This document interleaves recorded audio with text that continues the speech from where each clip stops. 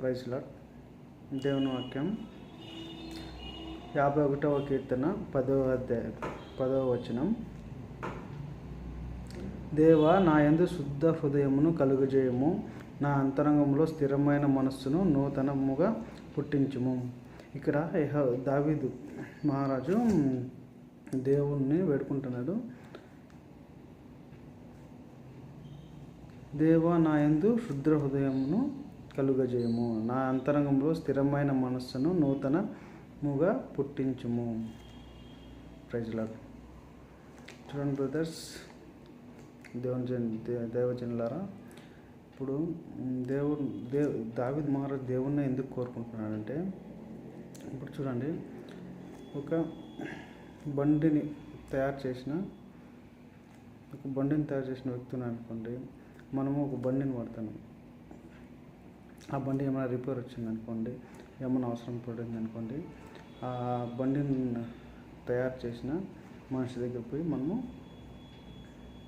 అడగాలి. మెకానిక్ దగ్గర తీసుకొని పోయి ఇట్లా బండి రిపేర్ అయింది అని చెప్పేసి అడిగితే వాళ్ళు మనకి బండిని చక్కగా రెడీ చేయిస్తారు. ఎగ్జాంపుల్, ఒక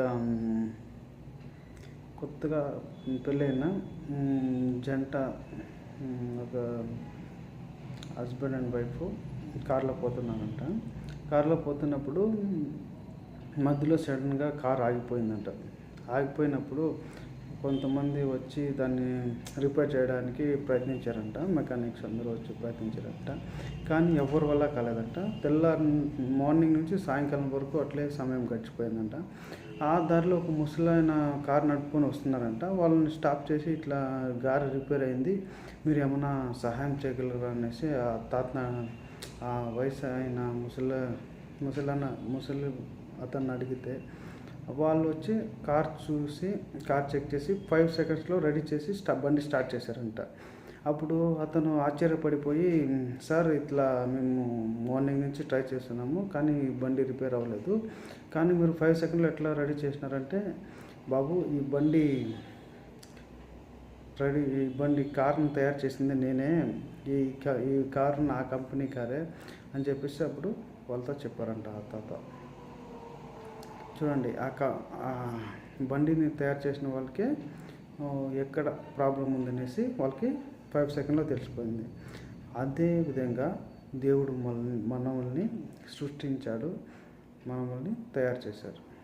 అందుకే మనకేమన్నా కావాలంటే, మనకేమన్నా సహాయం కావాలంటే, మనకి ఏమైనా అవసరమైతే ఫస్ట్ ఎవరిని అడగాలి? దేవుణ్ణి అడగాలి.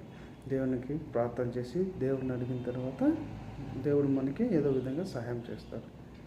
అందుకే మనకి ఏమైనా ప్రాబ్లం వచ్చినప్పుడు ఫస్ట్ వాళ్ళని అడుక్కోకుండా, వాళ్ళ కోసం ఎదురు చూసుకోకుండా, వాళ్ళపైన నమ్మకం పెట్టుకోకుండా ఫస్ట్ దేవునిపైన నమ్మకం పెట్టుకొని ప్రేయర్ చేసి మీకు కావాల్సింది మీరు అడిగితే దేవుడు ఖచ్చితంగా మీకు దయచేస్తాడు.